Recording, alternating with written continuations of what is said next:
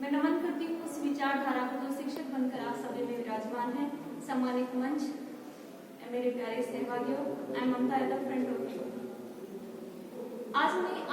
आज एक विशेष ज्वलंत विषय पर अपने विचार साझा करना चाहूंगी, जो विषय है नारी शिक्षा और शोषण।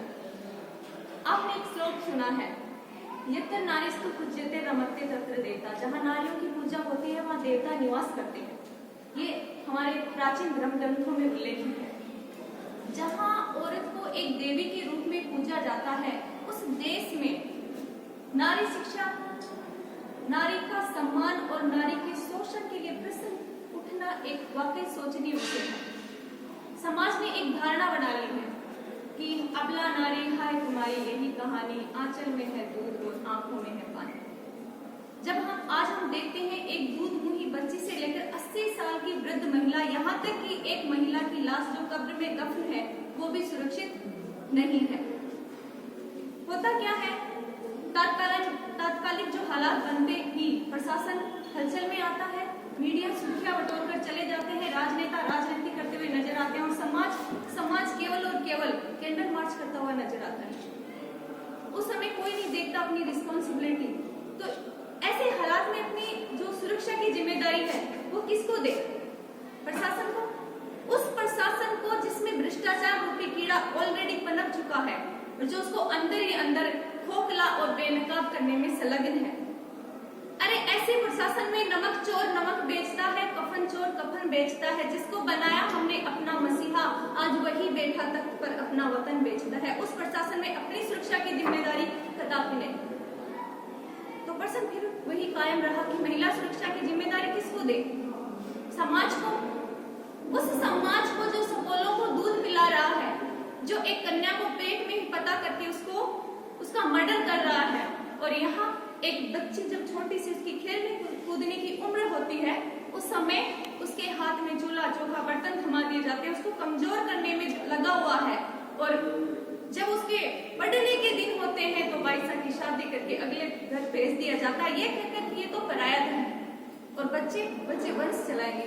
उस समाज को हम अपनी सुरक्षा की जिम्मेदारी दें, ये कहाँ तक उचित है? कभी नहीं। अब प्रश्न वही रहा कि महिला सुरक्षा की जिम्मेदारी किसको दे? धार्मिक प्रतिष्ठानों को, जहाँ मंदिर मस्जिद गुरुद्वारों में राम रहीम बाबा आसा राम और न जाने कितने बाबा अपने राक्षस रूप लिए बैठे हुए हैं। अरे कहाँ जाकर पुकारे हम? ऐसे माहौल को देखकर दिल दहलने सा लगा है। कहाँ जाके पुकारे हम?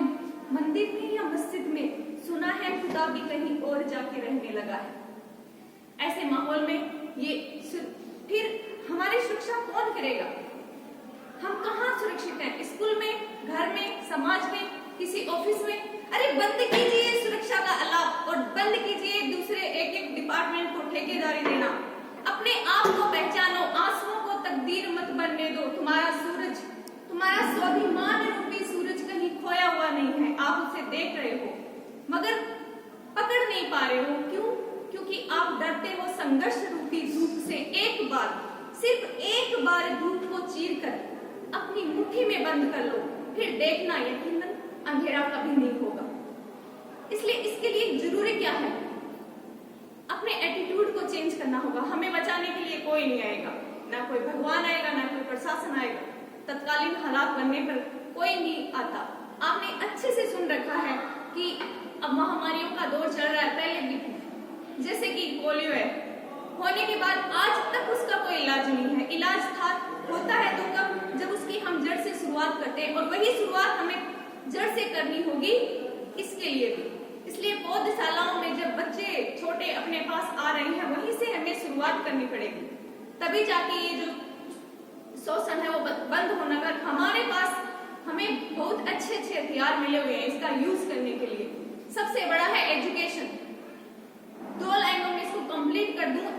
There are many problems, but every problem is the one solution, only on one solution, it's education.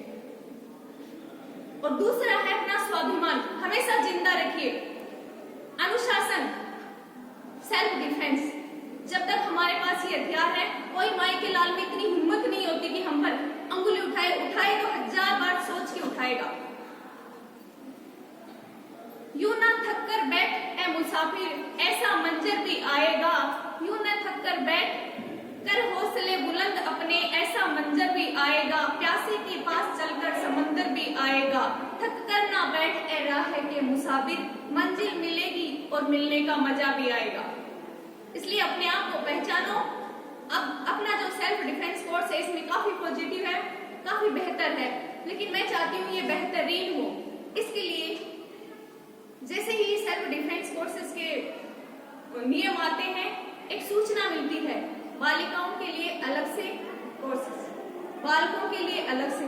जैसे समाज में हम जिससे डर रहे हैं, पुरुष प्रधान समाज में हमने बचाव की बात कर रहे हैं, वही पहले ही पॉइंट पर हमको अलग कर दिया जाता है। तो मैं चाहती हूँ कि ऐसा नहीं होना चाहिए। स्कूल में अपने जो 6 से 14 वर्ष के बच्चे हैं उनको एक साथ में ये कोर्स लिया, अगर हम कंधे से कंधा मिलाकर उनको ये गुण सिखाएंगी, लड़ने की जो ट्रिक्स सिखाएंगी और वो भी अपने साथ लेंगे, तो पहले शिक्षा उनको वही मिल जाएगी कि हम किससे टकराए हैं, उन बच्चों से टकरा रहे हैं जिन्होंने ये कैपेसिटी अपने साथ हासिल की है।